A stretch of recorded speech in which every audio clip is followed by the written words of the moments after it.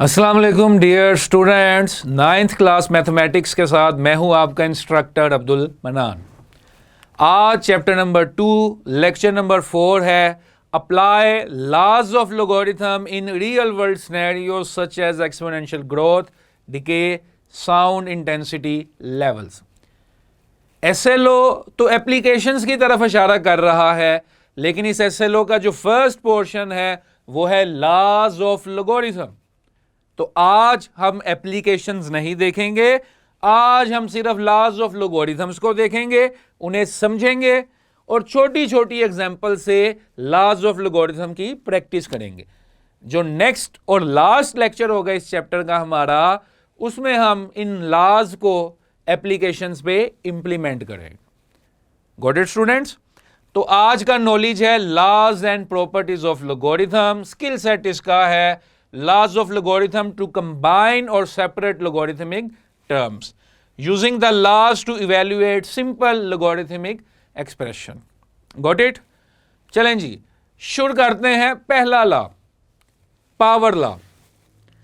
Power law बड़ा simple सा, बड़ा मजेदार सा टूल है, ये हमेशा आपके साथ साथ चलता रहेगा। पावर लॉ कहता है कि अगर आपके पास किसी भी आर्ग्यूमेंट की कोई पावर है, जिस तरह मेरे पास एक एग्जांपल है log 2 3 raise to power x, तो वो पावर आपने कोफिशिएंट में बना लेना है, साइड पे लिख लेना है उसको। पावर लॉ क्या कहता है कि कोई भी आर्ग्यूमेंट जिसकी पावर है वो पावर आपने पकड़नी है और साइड पे लॉग से बाहर निकाल के उसको कोफिशिएंट बना लेना, साथ मल्टीप्लाई कर देना। सिंपल। Got it student? इसका भी प्रूफ आपकी टेक्स्ट बुक में मेंशन है। नेक्स्ट है जी प्रोडक्ट लॉ।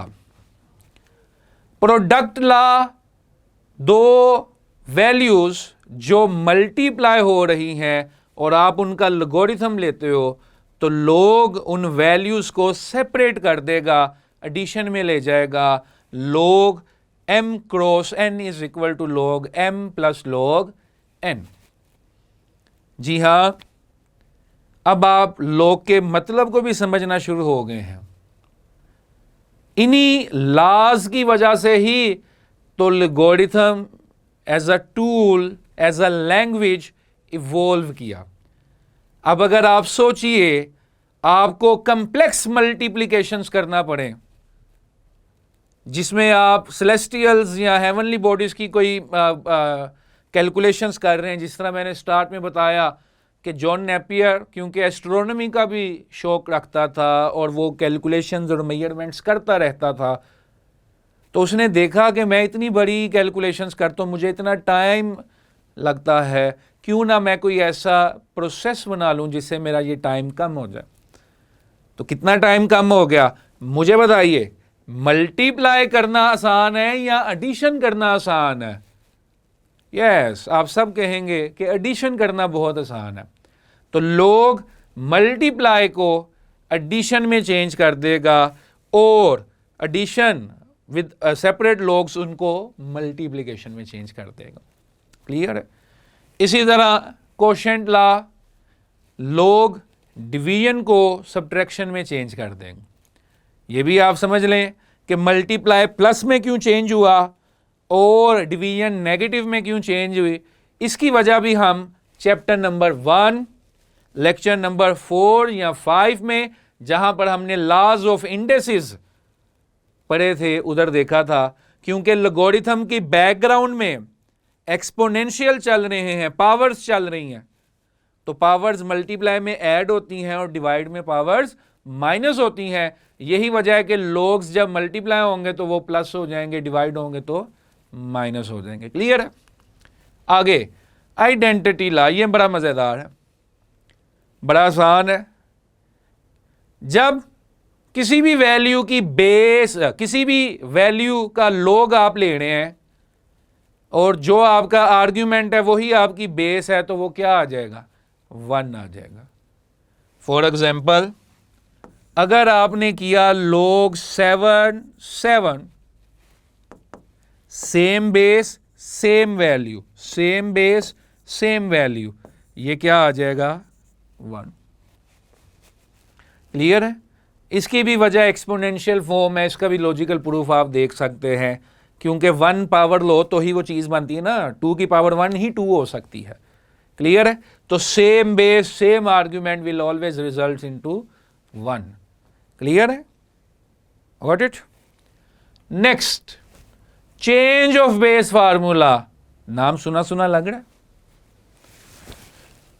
अभी तो देखा कहां पे, जहां पर हमने रिलेशन पढ़ा नेचुरल लॉगरिथम और कॉमन लॉगरिथम में, वहां पर वो रिलेशन कैसे ड्राइव किया था मैंने, चेंज ऑफ बेस फार्मूला से। इसका भी प्रूफ आपकी टेक्स्ट बुक में मेंशन है। मैं यहां पर एक छोटा सा आपको थंब रूल बना दूं इसका, ज़रा आपकी आसानी के लिए। मुझे इसको थोड़ा सा साइड पे करने दें, और अब मैं ज़रा कुछ लिख लूं।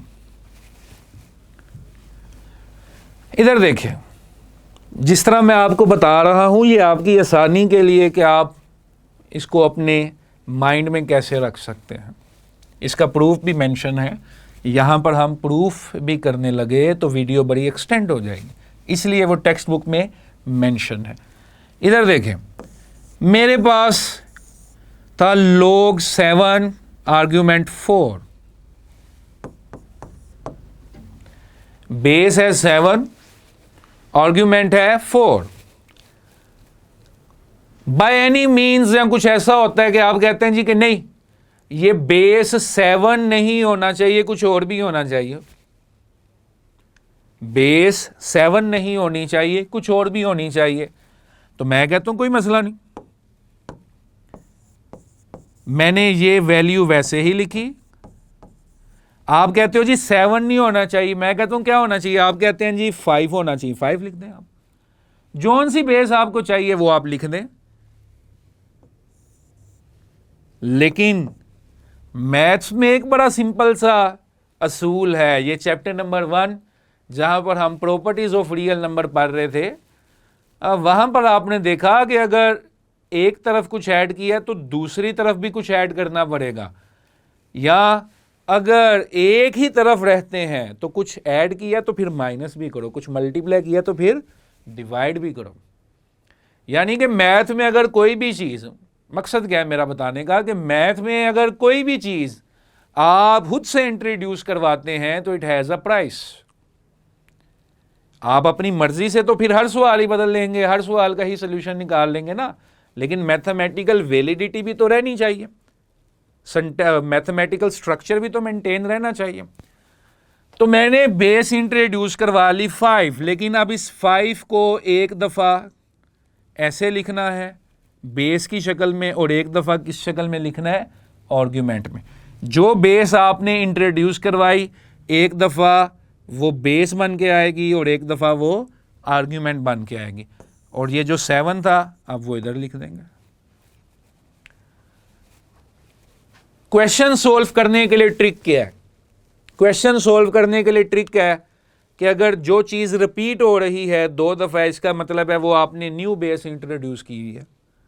ट्रिक ये है, at the end of the day math में क्वेश्चंस भी तो सोल्व करने हैं हमने।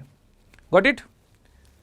मजीद इसके क्वेश्चंस देखेंगे तो वहां से भी आपको क्लियरिटी मिलेंगे। इनवर्स प्रॉपर्टी, अगर किसी वैल्यू का log ही पावर बन के आ गया है तो फिर क्या होगा, असल नंबर ही वापस आ जाएगा। b raise to power log bx, तो इससे क्या वापस आएगा, x ही तो वापस आएगा फिर। Got it?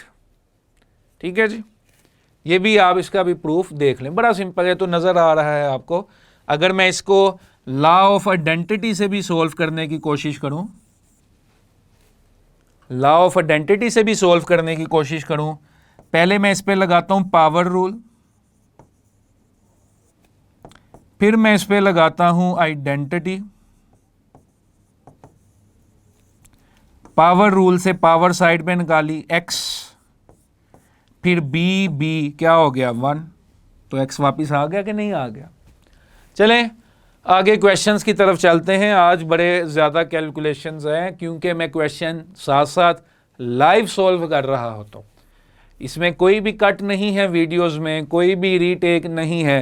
क्वेश्चन मैं लाइव सॉल्व कर रहा हूँ, इसलिए मैं कैलकुलेटर भी यूज़ करूँगा आज और क्वेश्चंस भी साथ साथ सॉल्व करूँगा। चलें जी, क्या कलर करें? मजेंटा कर देते हैं जी। मैथ के डिज़ाइनरों को वैसे ही मजेंटा बहुत पसंद है। इधर देखें जी,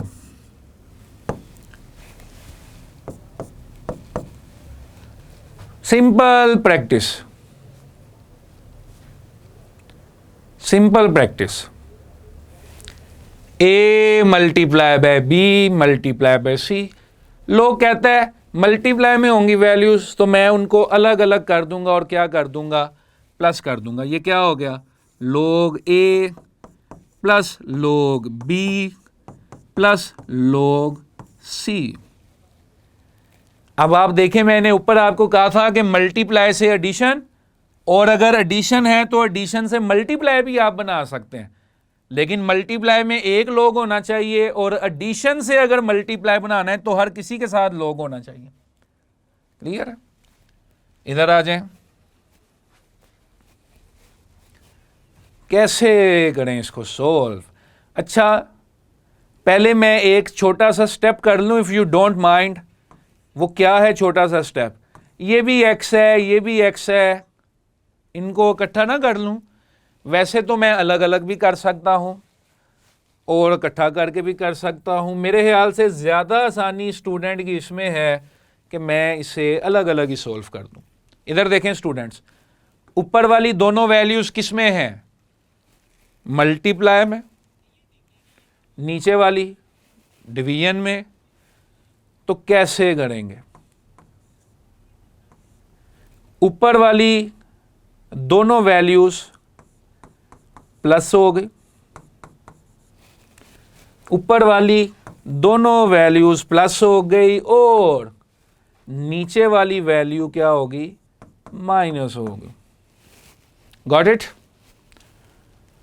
एक एडिशनल स्टेप मैं मजीद कर सकता हूं, क्या?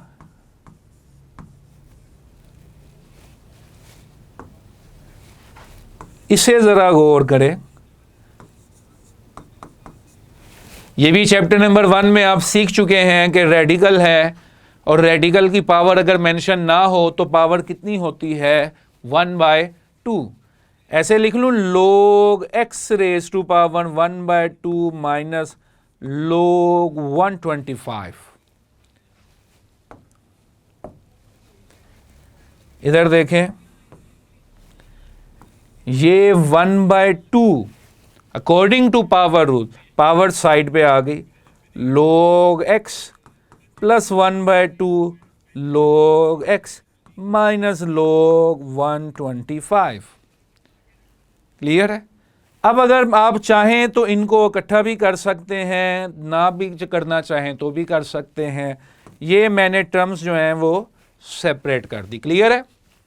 मल्टीप्लाई वाले प्लस में, डिवाइड वाले माइनस में, सिंगल स्टेप में भी आप कर सकते हैं। फिर इसकी पावर जो है वो मैंने पावर रूल से साइड पे कर दी। Got it?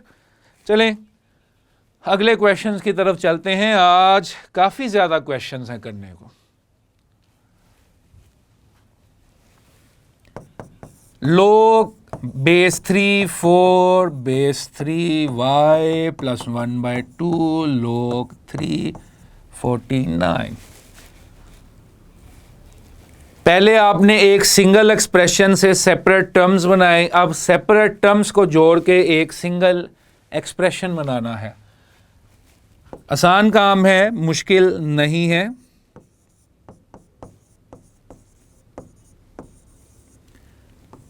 यस, जिस तरह आप पावर को साइड पर लेकर आते हैं उसी तरह साइड वाले कोफिशिएंट को आप पावर भी बना सकते हैं। तो ये जो 1/2 था, ये जो 1/2 था, ये मेरे पास 49 की पावर बन गया। Got it? अब log 3y 4 sorry log 3 4 log 3y, ये आप रफ वर्क में ही देख लें। 49 raise to power 1/2 7 square 1/2 cancel, क्या आ गया 7। Got it? log 3 7। अब ये तीनों प्लस हैं और तीनों के साथ log है, तीनों के साथ log है और प्लस हो रहे हैं, तो आप इनको मल्टीप्लाई कर देंगे। 4 multiply by y multiply by 7, ये आपके पास आ गया log 28y। Got it? Simple. मैंने कोफिशिएंट को पावर बनाया, पावर को सोल्व कर लिया, 7 बन गया। तीनों ऐड हो रहे थे, तीनों के साथ log था, तीनों को मल्टीप्लाई कर दिया और सिंगल log लिख दिया। चलें जी, नेक्स्ट क्वेश्चन की तरफ चलते हैं। चंद सवाल हमने इस फॉर्मेट के भी डाले हैं जिसमें आप log के लॉज को यूज करते हुए अननोन फाइंड करें। इससे पहले वाले लेक्चर्स में भी हमने अननोन वैल्यूज फाइंड की log की एक्सपोनेंशियल नोटेशन को यूज करते हुए। अब हम सिंपल एक्सप्रेशंस हैं और इसमें हम अननोन्स फाइंड करेंगे using the laws of logarithm. कैसे? अच्छा, log base b x plus 2 minus log base b 4 is equal to log base b 3x। Negative है, माइनस है, ये किस में चेंज हो जाएगा? डिवीजन में। log x plus 2 over 4, right hand side as it is रही। Got it? Simple comparison, simple comparison किया तो x plus 2 divided by 4 is equal to 3x। Divide हो रहा था, उधर जाके मल्टीप्लाई हो गया। x plus 2 is equal to 12x।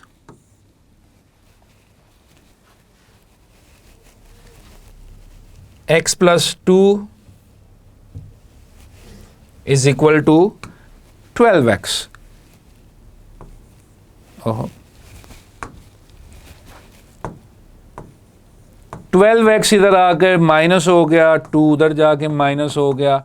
That is minus 11x is equal to minus 2 and x is equal to minus 2 by minus 11, यानी कि 2 by 11। Simple students, subtraction थी, डिवीजन में चेंज की, सिंपल कंपैरिजन किया, solve कर लिया। कोई मुश्किल है इसमें? जी नहीं। आगे चलते हैं नेक्स्ट क्वेश्चन की तरफ। वैरायटी ले आते हैं ना कलर्स में भी। If log 8 is equal to x, log 3 is equal to y, then express the following expression in terms of x and y। लें भाई,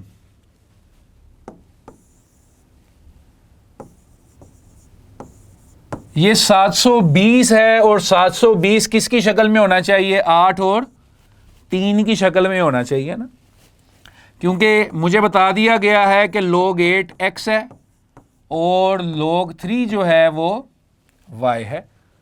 तो मेरे पास 720 अवेलेबल है। 720 को मैंने फिर ब्रेक करना है 8 और 3 में। सीधे सीधे स्टेप्स हैं। 720 को ऐसे लिख लूं 8 इंटू 90, 8 ज़रब 90 720। फिर मल्टीप्लिकेशन किस में चेंज होगी? एडिशन में। ये आ गया log 8 प्लस log 90। सिंपल। अब log 8 एज इट इज लिख दिया, log 90 को लिख दूं log 9 मल्टीप्लाई बाय 10। अच्छा, ये स्टेप आप इधर भी डायरेक्ट कर सकते हैं, सेम थिंग। आप यहां पर ही 9 ज़रब 10, 8 ज़रब 9 ज़रब 10 वहां पे भी कर सकते हैं, नीचे भी कर सकते हैं, does not make any difference. ये आ गया log 8, 9 multiply by 10, log 9 plus log 10। अब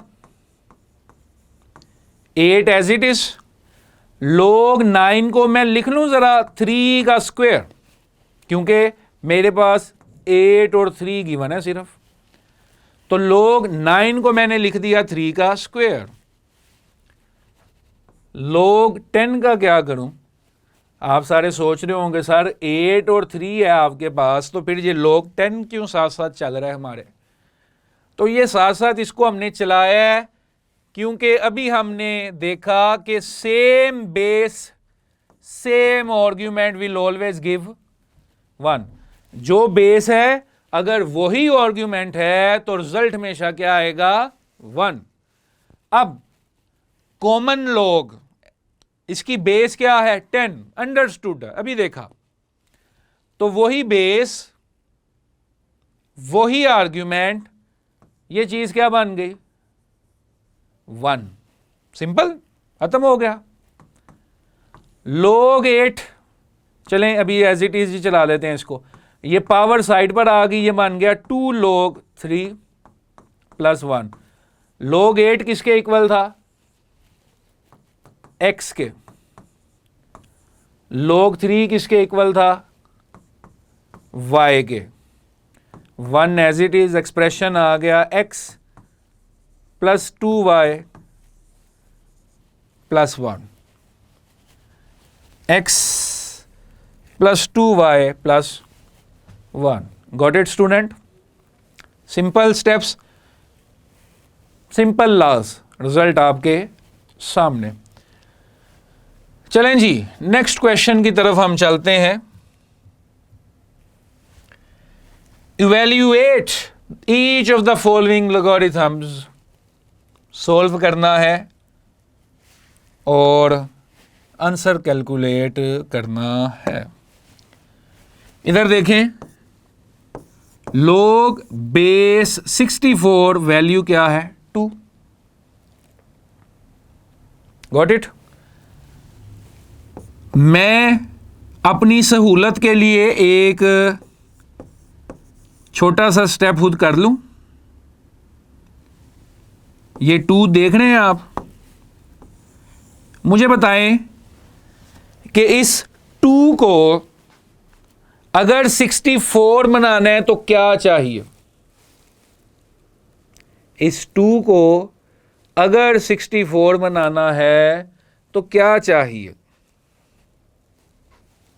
हाँ जी, सबने सोच लिया कि अगर इस 2 को 64 बनाना है तो सर इसकी 2 रेज़ टू पावर 6 ले लें, 2 रेज़ टू पावर 6 ले लें, काम सिंपल हो जाएगा। लेकिन अभी हमने डिस्कस किया कि everything has a price. Maths में कुछ भी खुद से करोगे तो उसकी कीमत अदा करनी पड़ेगी।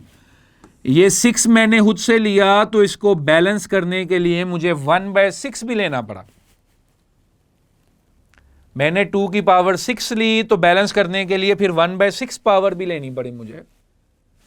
लेकिन यही तो मैथ की खूबसूरती है, अपनी कैलकुलेशन के लिए मैं इसे यूज कर लूंगा, मेरा सोल्यूशन भी निकल जाएगा। 2 रेज़ टू पावर 6 क्या बन गया? 2 रेज़ टू पावर 6 बन गया 64। और ये जो पावर थी अभी हमने देखा, पावर किधर आ जाती है? साइड पर। ये पावर आ गई साइड पर। Got it? पावर साइड पर आ गई और 2 रेज़ टू पावर 6 क्या बन गया? 64। Identity law, same base same argument, क्या आ जाएगा? 1। 1/6। Got it students? 1/6। ठीक है जी, उम्मीद है ये आपको समझ आया होगा। क्लियर है। इसको मैं x is equal to let करके भी कर सकता हूं, वो भी एक अप्रोच है, वो पीछे हम देख चुके हैं। ये भी एक सिंपल अप्रोच है कि आपके पास 64 था, आपने सोचा कि वो क्या बनेगा, कैसे बनेगा, पावर 6 ली, उसका रेसिप्रोकेट किया, इसको पावर रूल के तहत साइड पे उतारा, ये आइडेंटिटी लॉ से 1 कर दिया। Got it. आगे लो भाई, चेंज ऑफ बेस का फार्मूला और डिफरेंट नेचर का क्वेश्चन है जरा, ठीक है। मेरी कोशिश होती है कि वीडियोस में उन क्वेश्चंस को हल करूं जिनसे कंसेप्ट ज्यादा रिवाइज हो जाए, ना कि सिंपल स्टेप करूं, ठीक है जी। Express each of the following as simply as possible in the terms of logarithms to the base b. कहता है जो भी एक्सप्रेशन आपको दे रहा है वो जितनी सिंपलेस्ट फॉर्म उसकी हो सकती है उतनी सिंपलेस्ट फॉर्म में आपने उसको एक्सप्रेस करना है, ठीक है। अब जो मेरा क्वेश्चन है वो ये है, इसको मैंने एक्सप्रेस करना है base b is equal to 5 की शक्ल में। इधर देखें,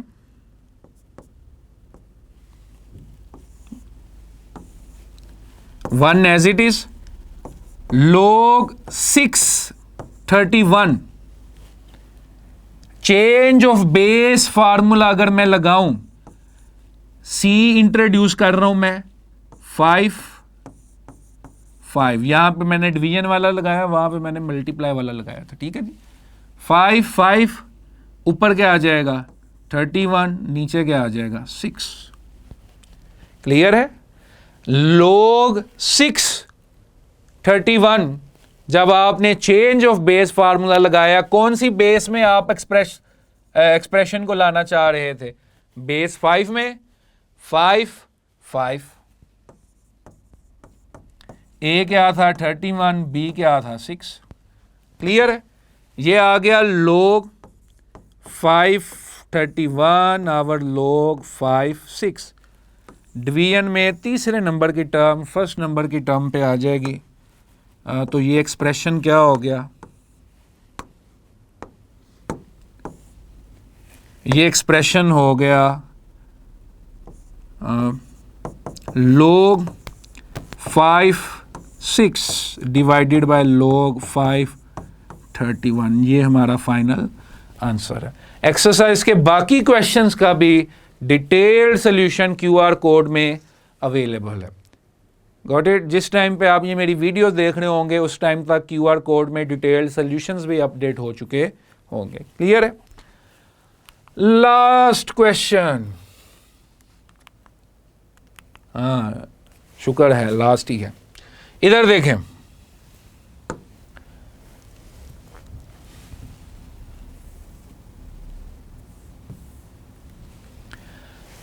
ये भी प्रीवियस क्वेश्चन से मिलता जुलता है। log 2 मुझे गिवन है 0.3010, log 3 भी गिवन है 0.4771 और log 5 भी गिवन है which is 0.6990।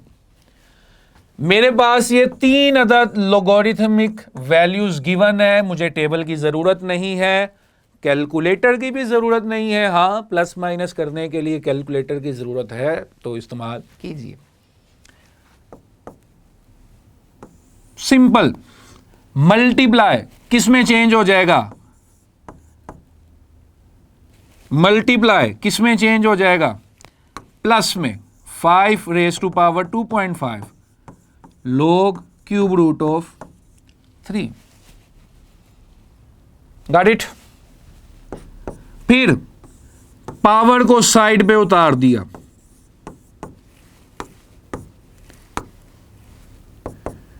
To 2.5 times log 5।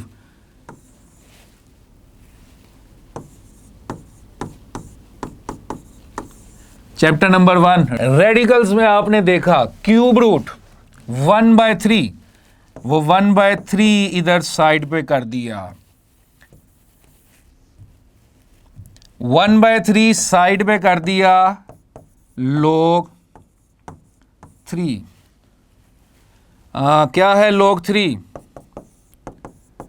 log 3 log 5। पहले log 5 लिख लें जी, if you don't mind. log 5 क्या है? 0.6990। और log 3 क्या है? 0.4771। चलें, आप भी अपने कैलकुलेटर्स पे ये कैलकुलेशन करें, मैं भी अपने कैलकुलेटर पे ये कैलकुलेशन करता हूँ। जी हाँ, बस इतनी सी कैलकुलेशन के लिए मैंने शुरू में कहा था कि कैलकुलेटर की ज़रूरत पड़ेगी। 0.6990 इंटू 2.5, ये मेरे पास आ गया 1.7475। 0.4771 डिवाइडेड बाय 3, ये आ गया 0.1590। इसमें ऐड कर देते हैं 1.7475, तो ये आ गया 1.9065। क्लियर है? ये छोटी सी कैलकुलेशन आप अपने कैलकुलेटर्स पे कर सकते हैं। कैलकुलेटर्स का मकसद सिर्फ टाइम सेव करना है और कोई मकसद नहीं। ठीक है, गॉट इट स्टूडेंट्स? उम्मीद है आज का लेक्चर आपको समझ आया होगा। इसी के साथ इजाज़त दीजिए।